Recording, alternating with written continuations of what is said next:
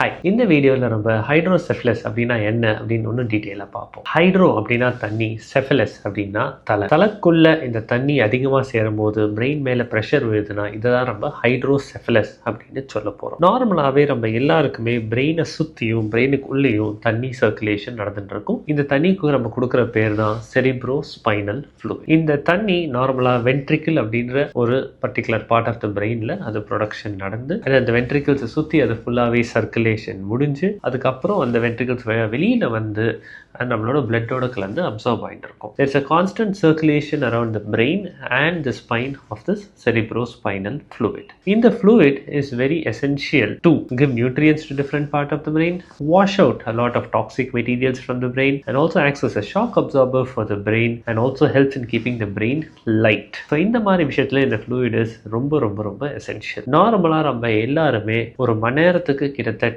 30 to 35 ml of இந்த fluid produce பண்றோம். And அதே same amount of 30 to 35 ml is also going to be absorbed into the blood gradually over a period of time. So இந்த fluid system R இந்த சர்க்குலேஷனில் எப்போ ஏதாவது நம்மளுக்கு ஒரு அடைப்பில் ஏதாவது ஏற்பட்டுச்சு அப்படின்னா இதனால அந்த ஃப்ளூயிட் பில்டப் ஜாஸ்தி ஆகும் போது பிரெயினில் ப்ரெஷர் விழும்போது நம்ம ஹைட்ரோசெஃபலஸ் டெவலப் ஆக போகுது அப்படின்னு சொல்ல போகிறோம். ஹைட்ரோசெஃபலஸ்னு நம்ம சொல்கிறது ப்ராடாக வந்து 2 கேட்டகரியாக பிரிக்க போகிறோம். இந்த ஃப்ளூயிட் சிஸ்டம்க்கு உள்ள இந்த வென்ட்ரிகல்ஸ்க்குள்ள ஏதாவது ஒரு இடத்துல ஒரு தடை ஏற்பட்டுச்சு அப்படின்னா அது நம்ம அப்ஸ்ட்ரக்டிவ் ஹைட்ரோசெஃபலஸ் அப்படின்னு சொல்லுவோம். இதே வந்து அந்த பாதையில் எங்கேயும் தடை ஏற்படல, பட் அங்கேருந்து வெளில போய் அந்த பிளட்டோட கலக்கிற இடத்துல எங்கேயாவது ஒரு தடை ஏற்பட்டுச்சு அப்படின்னா அதை நான் அப்ஸ்ட்ரக்டிவ் ஹைட்ரோசெஃபலஸ் அப்படின்னு சொல்லலாம். எதனால ஹைட்ரோசெஃபலஸ் வருது அப்படின்னு பார்த்தோம்னா இதையும் நம்ம ப்ராடா 2 கேட்டகரியாக பிரிக்கலாம். கன்ஜெனிட்டல் ஹைட்ரோசெஃபலஸ் அப்படின்னா பிறக்கும் போதே ஒரு சில குழந்தைங்களுக்கு தலைக்குள்ள நீர் அதிகமாக சேர்ந்து பிறக்கிறாங்க. இதுதான் நம்ம கன்ஜெனிட்டல் ஹைட்ரோசெஃபலஸ் அப்படின்னு சொல்லுவோம். இதுக்கான காரணங்கள் ப்ராப்ளி ஜெனட்டிக்காக இருக்கலாம், இல்லை பிறக்கும் போதே அவங்களோட அந்த நீர் பாதையில் ஏதாவது அடைப்போடு சேர்ந்து பிறக்கலாம், இல்லாட்டா பிறக்கும் போது ஸ்பைன் ஏதாவது டிஃபெக்ட் இருக்கு, ஸ்பைனா பைஃபிடா அப்படின்னு சொல்லும்போது அந்த மாதிரி இதனால வரக்கூடிய ஒரு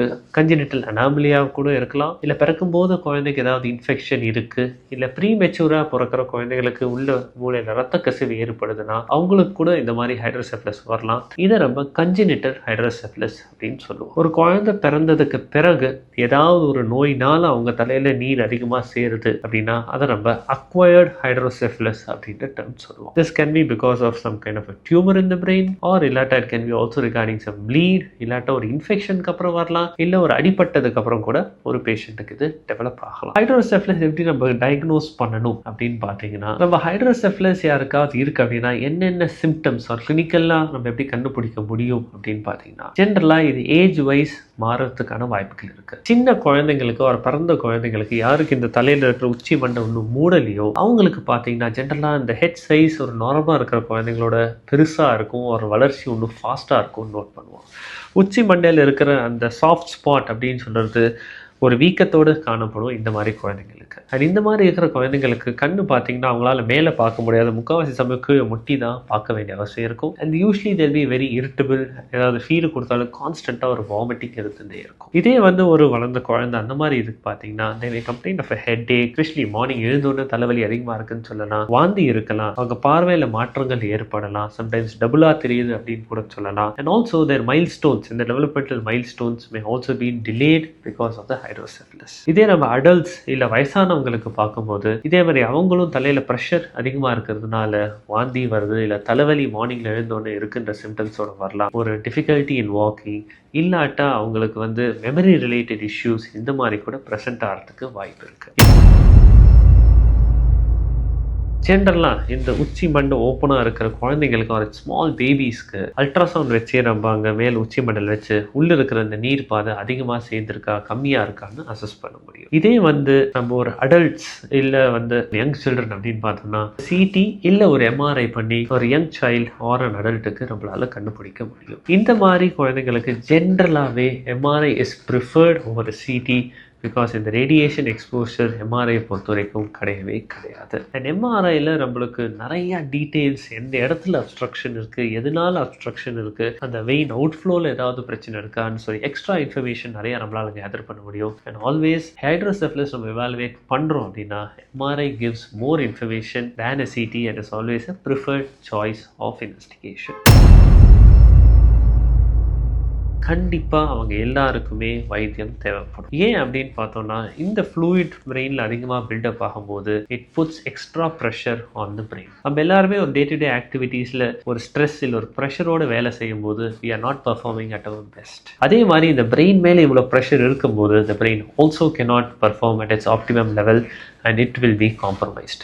இது ஒரு தற்காலிகமாக ஒரு ஃபங்க்ஷன் குறையிற மாதிரி இருக்கலாம். And if not addressed at right stage it can also lead to some kind of a permanent disabilities. Especially ஒரு வளர்கிற குழந்தைங்களுக்கு அவங்களோட development maybe slowed if not being addressed at the right age.